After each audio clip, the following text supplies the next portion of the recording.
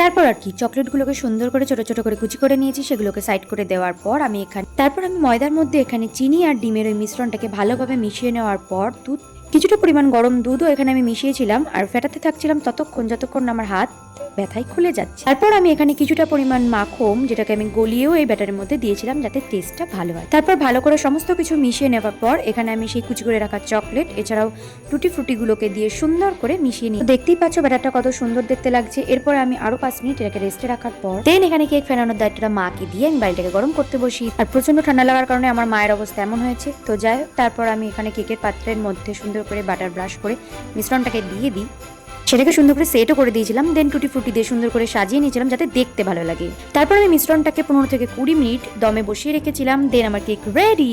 আর কেকটা কতটা নরম হয়েছে সেটা তোমাদের দেখানোর পর সুন্দর করে কেকটাকে পিস করে নিই। আরে দাঁড়াও, একা খাবো না, মাকেও দিয়েছিলাম। এই দেখো, মাও খেয়ে বলো দারুণ হয়েছে। তো চলো বাই।